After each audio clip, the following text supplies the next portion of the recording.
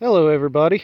So we got another video for you today. We've got two of them that we're going to be looking at, and we're going to do a little bit of shooting with them.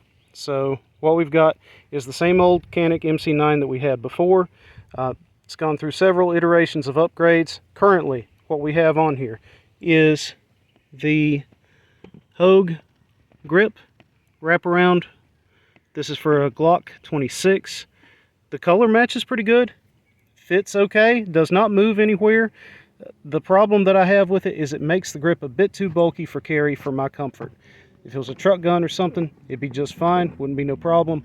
But I think I'm going to be removing that in favor of having the slimmer profile. It also has the upgraded Taylor Freelance brass backstrap to increase the mass that stays in your hand and does not move.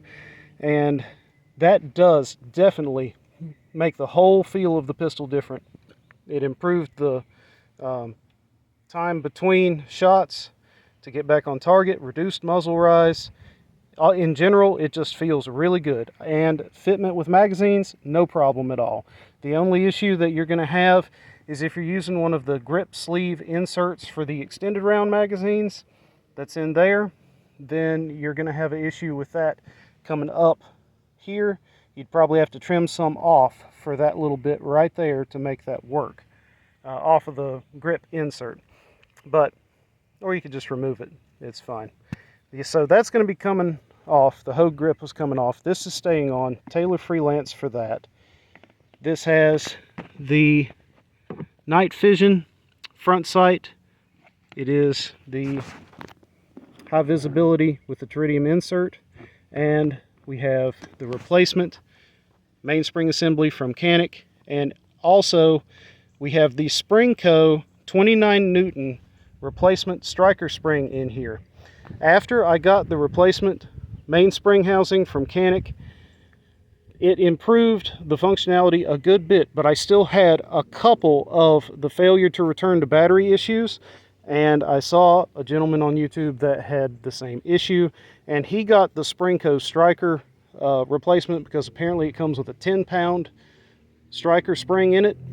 So when you lower the power of the mainspring housing, sometimes, depending on how things go, when it's returning to battery, the striker spring provides too much resistance.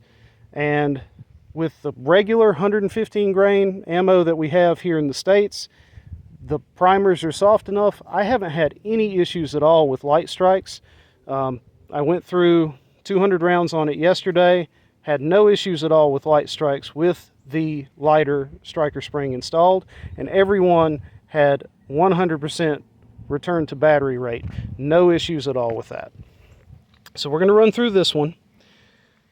We're also going to go through this. This is a stock Mete SFX. The only difference is I have added the Holosun onto here.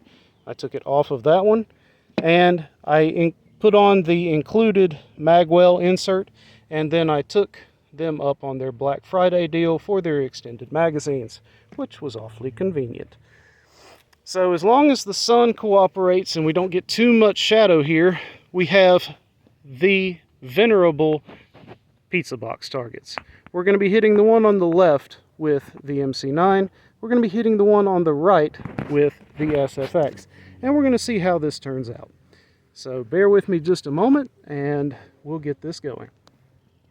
I've also only loaded 10 rounds per magazine because I wanted to work on the magazine changes just a bit.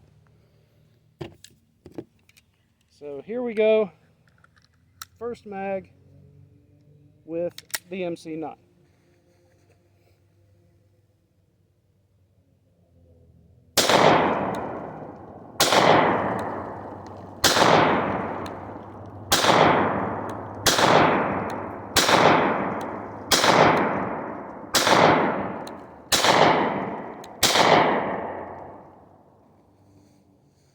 All right, second mag with the MC9.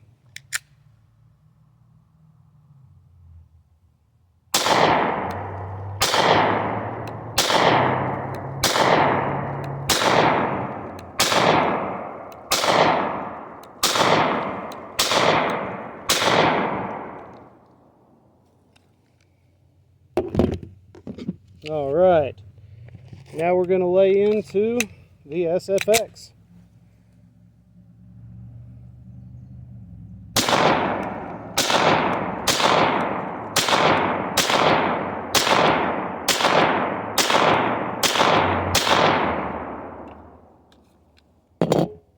Nice.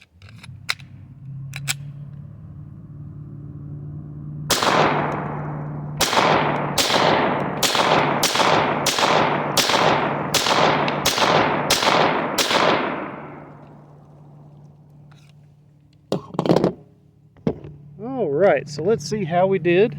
That was 2 mags from each. MC9. This is, by the way, 3 inches of Krylon's finest black spray paint.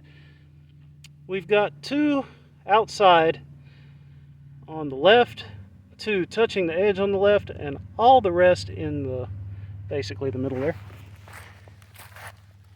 I got 3 on the outside on the SFX, and all the rest on the inside. That circle's a little smaller, maybe 2.5 inches. Still, not bad offhand. And I can say that even though I'm not a Glock practitioner, these things are absolutely fantastic. For the price point, I got this one for about $200 less than a Gen 5 Glock would be, and that one for about the same. So no issues really. I haven't had any single issue out of this, not one failure to feed or anything out of the SFX. The MC9 took a good bit to get broke in and get all the bugs worked out, but after doing the striker spring and polishing the internals and all the other various upgrades, I've got to where I really like it, and now that I've not had any other failures, I really don't think I'd have a problem trusting it. I got about 1,500 rounds through it at this point, and I got about 500 rounds through the SFX, but both of them are spectacular. If you're on the fence about it, go right ahead. You're not going to regret it. All right, everybody. Let me know in the comments if there's anything else you want to see or any questions, and I'll try and bring out some other stuff for next time. Thank you. Bye-bye.